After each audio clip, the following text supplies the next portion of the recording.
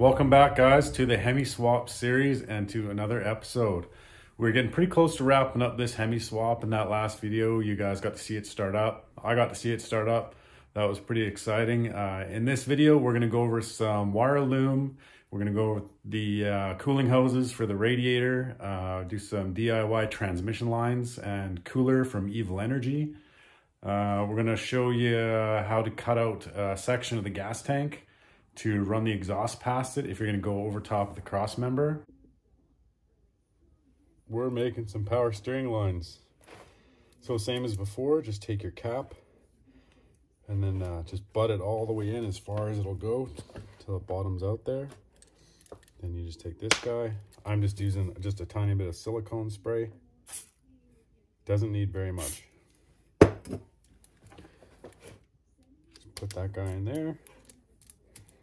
Get that cranked in. This is the same as fuel on as well, as long as these are fuel rated and steel braided. If you look at the edge here, they're steel braided there. And they don't have to be super tight. Just pretty well, as soon as it stops, see, I can't go anymore. This is aluminum. You don't want to split it or mar it, so that's good to go. So what I'm going to do is I'm going to attach that to the transmission. I'm going to run this all the way down the chassis and then see where I have to cut them. So you just want to put some tape where you're going to cut. I totally forgot to show you guys, but yeah, you just put some tape where you want to cut. That way it doesn't fray out. Get yourself some cable cutters. Make sure you're square. Don't be cutting on an angle like that because it's got to sit inside the fitting. You just take your fitting there and just slide it right on. Just make sure you guys don't do too many wraps of tape because then it'll be too tight to get this on. Then this will just all bunch up.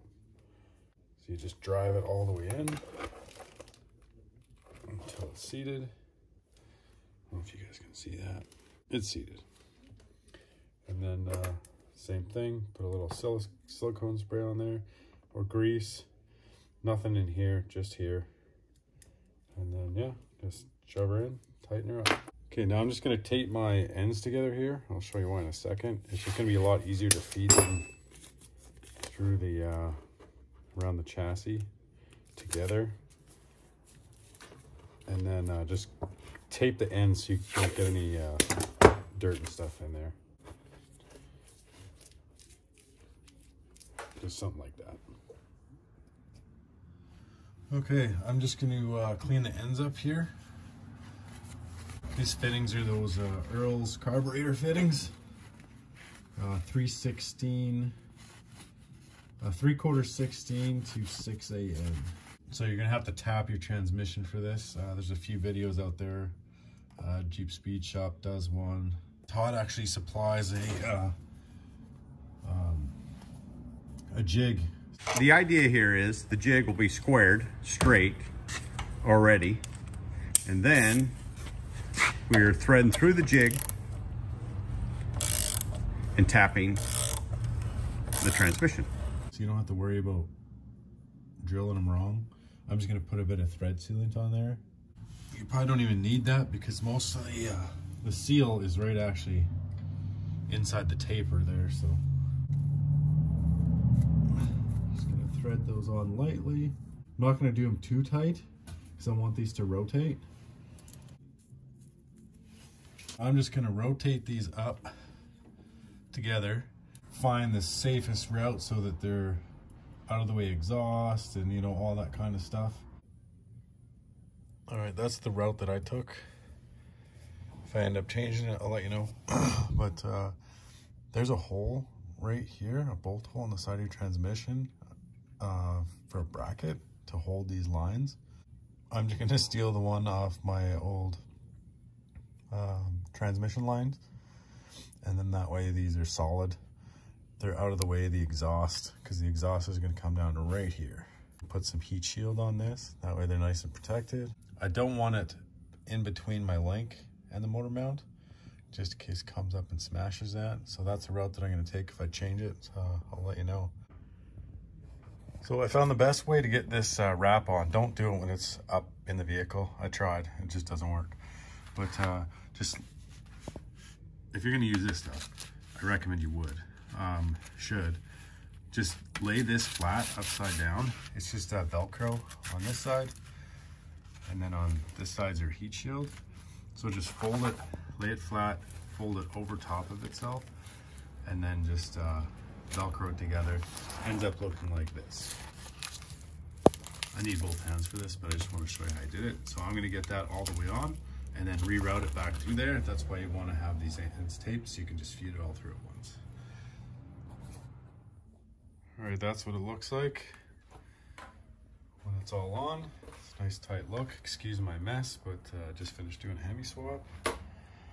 Shit gets crazy, right? So this is a little bit longer than I need. So what I'm gonna do is I'm just take some of these shears or sharp scissors, whatever you got, and I'm just gonna cut it right there all the way across, and that way it's a nice clean finish. We're gonna rob one of these brackets from our old cooling lines. I figure it's gonna be a nice clean look. It'll look factory. I like the factory look myself. Nice and clean. They did it because it works. So we're just gonna drill out this rivet. If it'll stop spinning on me. I just hit it with a flapper disc just to pop the rivet off on the back side there. So it should come right apart now. There we go. Just want to gently pry this open. Just enough to squeak those lines out. We don't want to over fatigue this aluminum. So just pop that line out there. Pop that one out. We're not going to need that rubber because ours are covered in that that heat shield. So we'll take this and get that installed. That's what they look like, just poking out from underneath here. I'll just show you the route that I took. You could choose your own route, but I felt like this one made the most sense. It goes in there, behind the gearbox, and then have it shooting down right past the motor mount there. I'll show you what this side is. So you can see in here, it goes through there, it goes down there. It's lower than the exhaust manifold there, and it shoots right down to there. I'll show you that bracket. So that's what it looks like coming off there. And then I just used a small bolt and nut and just put one in there where we had that rivet drilled out. They're not sitting in here super tight and it's not squishing them. Like, you still move them around a bit, but it's solid. Like, those things aren't going nowhere. And then it also keeps it out of the way from that exhaust. So it loops down under the exhaust and then back up through there. I just got back from the parts store. I went and picked up a couple of rad hoses, and these are from a 2017 and older Dodge Durango 5.7 Hemi. And would you look at that? I went snooping around in the back, and I was there for a good 45 minutes, and I found this one, and I was like, you know what, that one might work. And it ended up being for a 5.7 Durango. So this just, it's the proper size here. It snugs right up. And then what I'm gonna do is I'm gonna cut it here, drop this elbow down, and then it's gonna tie right into our inlet. And I got these guys here galvanized, so it's not gonna rust or corrode your system there. It's the only thing I could find is a coupler to mate the two together in there. So what I'm gonna do is cut this end off like that, put that in there, and then I'm gonna use the, I can't remember what type of clamp these are, these guys here. And then I'll tighten it down with those, and that baby ain't going nowhere. Way stronger than the worm gear style. So I'm gonna get that all rigged up and I'll show you what it looks like. And the part number for that guy is right here. And that's AC Delco. I got two of those. Okay, so what I did is I took this lower one here and I rotated it as far as it possibly could. Like, I had it jamming right into that belt there. Put that spring clamp on there. And then I put this little shorter stub on it, and I just clocked it at 90 right to the radiator, and should pop right on when we get the radiator on. I'm gonna run my own cooler for the transmission, which I'll have set up after I put this grill back on, which is what I'm doing now.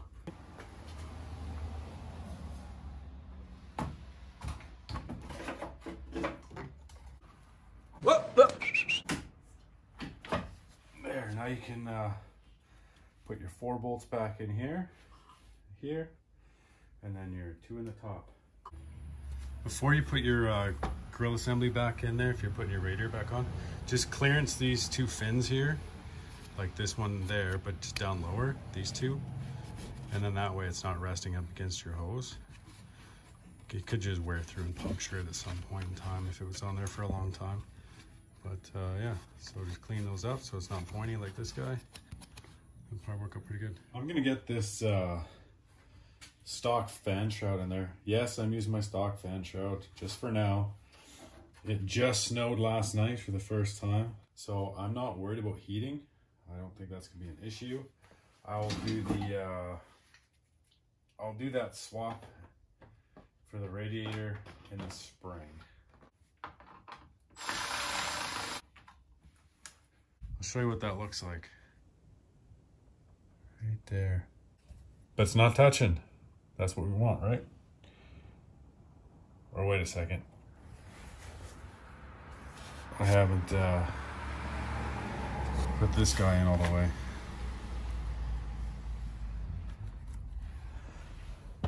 Now she's touching. Dadgummit. I'm gonna figure something out. Now that your grill is back on, you can just grab that bunch of wiring and feed it back through.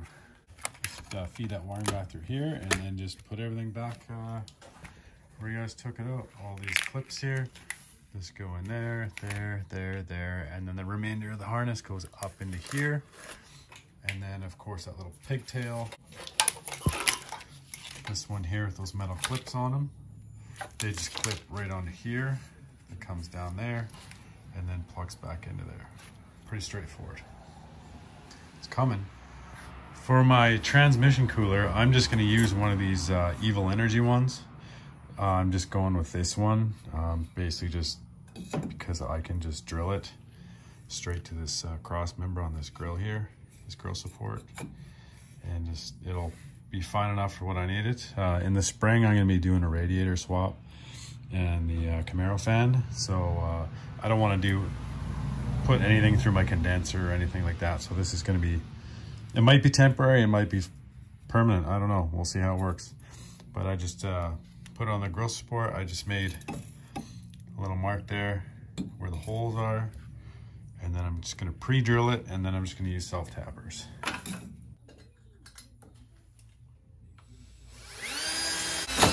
Oh, that's not that bad at all. The self-tapper could have gone through there like nothing, but I got my drill bit on here, so I'm just going to do it this. Do it like this.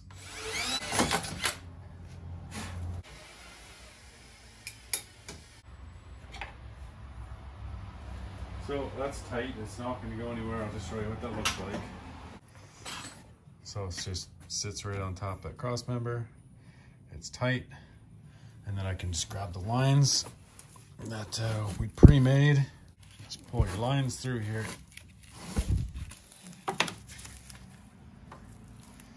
And then bingo bango. What? Hook them up to your 6AN fittings. I've got adapters for these. This Evil Energy kit that I bought, it comes with different AN fittings. So you've got the 8AN if you're going to run the bigger lines, because you're badass. Or if you're going to run just good enough. No, I'm just kidding. That is good enough. So yeah, that's what I'm going to do. I've already got my 6AN on there. I'm going to throw this other 6AN on there and then get these lines situated. All right, I got this one where I want it sitting. It just comes in there. Just take like a rough idea of like where you want that to line up, and then cut it. All right, that wraps up our transmission install. Now we got our cooler in, our lines in, transmission's in, the wiring harness is in. All we got left is the transmission fluid. So I'm going to start doing that now with that second hose I got. Check this out. For the top one here, just put this unit right back on there. All right, look at this magic. It lines right up. there. And then this will sit back up here. And then my air filter will just sneak right underneath that. So I still have to do some modification to that thing. But yeah, that'll fit right under here. It'll come straight through there, right to here. So I think that's gonna work out pretty good. Just setting up for my air intake here. It's gonna sneak right underneath that hose. But you can tell from right here, that would have been way too big. So I cut this off. Throw that in the garbage. So now I just gotta get a hump hose, a little boot to go from there to my airbox. Okay, so this is how I started to do it.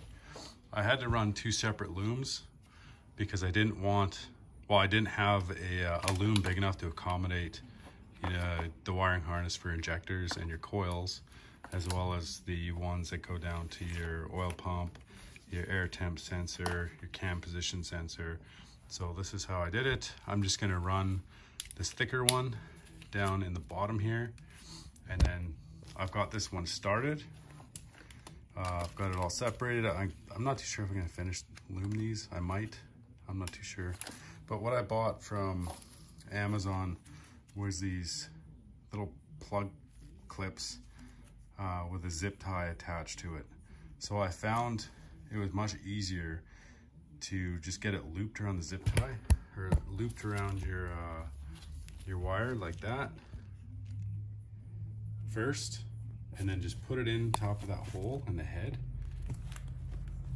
like right in there. They're all over these heads, so these plug right into them, and once they're in, they do not want to come out, so they're perfect for holding wire loom. Okay, so what you want to do is you want to roughly position where this is going to lie, which this one's going to lie roughly here. So you just wrap that around, just start it, and then find the one that you want it in, which is that one. Stuff her in there. And then once you have all those situated, you can go ahead and just pull them tight. And then just give a little bit of tension on it. Set your wire where you want it. Here, I'm gonna replace that one. I forgot I pulled that one out for this demonstration. I bought this kit off Amazon.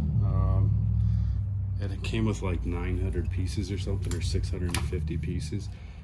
I will never use that in my lifetime, but it was cheaper than just buying a few of them. I think it was 20 bucks for like all types of body clips and harness connectors. And okay, now that's in there.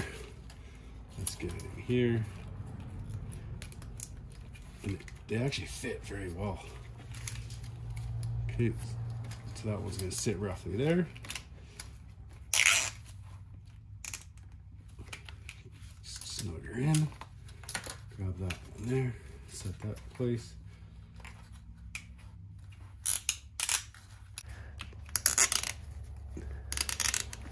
There you go, look at that. She's all nice and tight. I'm gonna use some wiring harness. I don't even think I have the zap strap that side, but you can see that it's nice and tight. I'll just put some this harness tape on. It almost looks like hockey tape. I'll show you what that looks like.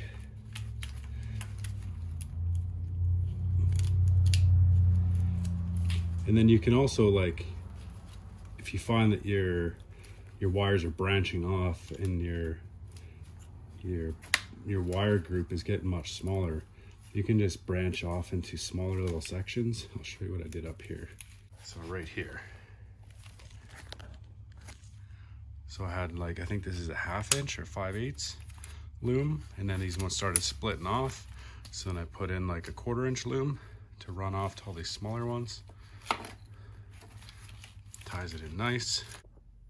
So I'm trying to figure out my power steering pump reservoir situation here, and it looks like to me it's one of those air conditioned fittings.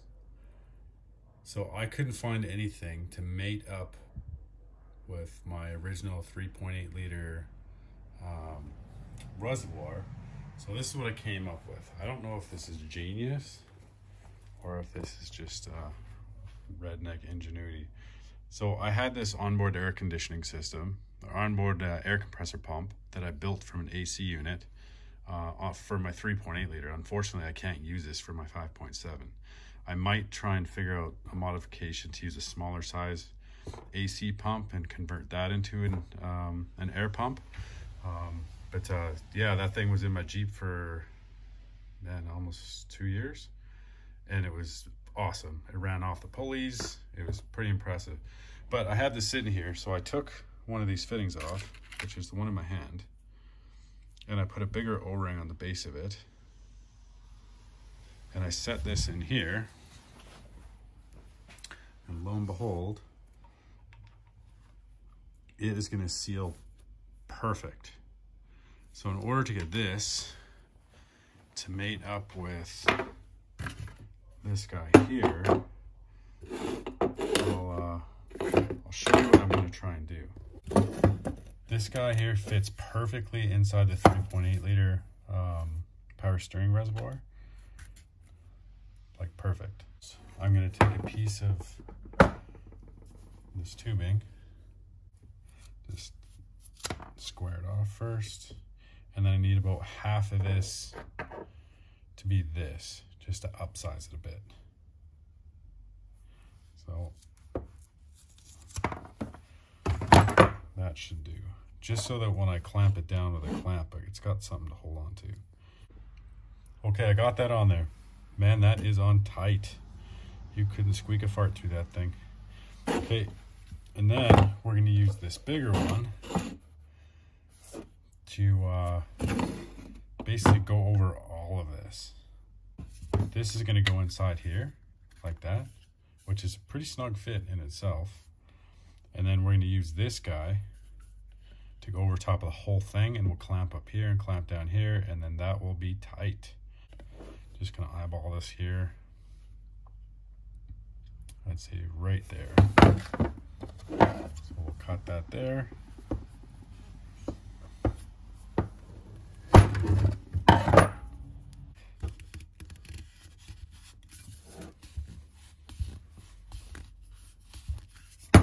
Back you guys up a bit. I feel like you don't really want to stare that close to my hands. Maybe you do. I'm not a hand model, but that's better. And then we're going to slide this one up inside the plastic there, which is pretty tight. Okay, that is on there super tight. That was actually pretty hard. I just used this pick, I put it up inside, and I just walked it around to slide it over top of that lower one. And then we can put this one on here. So you want to get the shaft of this guy here up into there.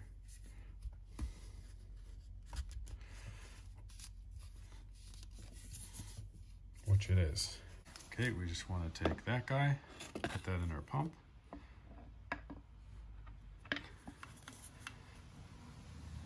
And then I can rotate this guy here back and forth to make sure she's straight up and down. But look at this. Like, that's sitting in there. That's how it's gonna sit. That's pretty straight up and down. Like, that is not bad at all. But I'm gonna throw a couple clamps on there and then figure out a stud for this thing, and then get back to you, because it doesn't have a stud. It's just a hole. So I'll show you that when I'm done with it. All right, I got some clamps thrown on there. I just stole the stud from my other AC compressor there, and bolted right on. Threw some couple clamps, and it's sitting pretty well perfect. Like, and it's stiff. Like, you're not going to need any bracing or anything for that. It's nice. It might be in the way of this little dipstick here, but we can still get past it. Not too shabby. I'll show you the rest when I plumb in the lines. Okay, that's bolted in. It's all clamped down. It's pretty stiff. I just got this line here going to the output on the original transmission cooler down at the bottom of the radiator. And then I've got the low pressure side right there going into the inlet of the original transmission cooler. And then I had to get a hose made up. I didn't film any of it. I was gonna actually film the process of Buddy making that hose down at the hose shop there. But all that is the inlet or the outlet of the, sorry, my fingers are getting out of focus here. But that metal fitting that you see down there coming out of the pressure side of that gearbox, that is a 18 times 1.5, like a transmission pump box fitting. I'll put links in the description of what that looks like. And then he just made up a hose. Okay, this is where that multi-pack of fittings and stuff, these snap clips, there's like these body ones for, you know, wires and loom and stuff. But yeah, this is where this comes in handy, because lots of these guys, they're not going back in. So we're just gonna cut those off. I'll show you how handy this is. Just snip that guy off there.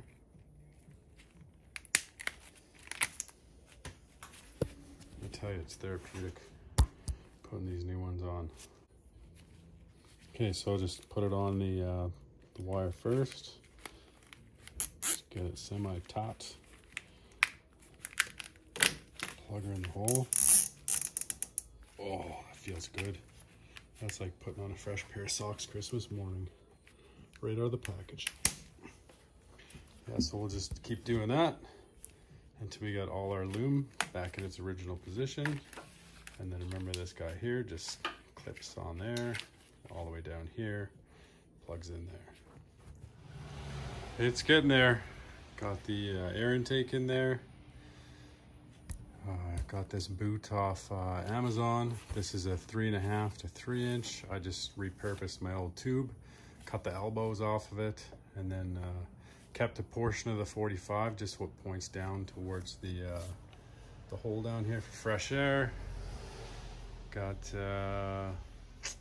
yeah, I think all I gotta really do now is run the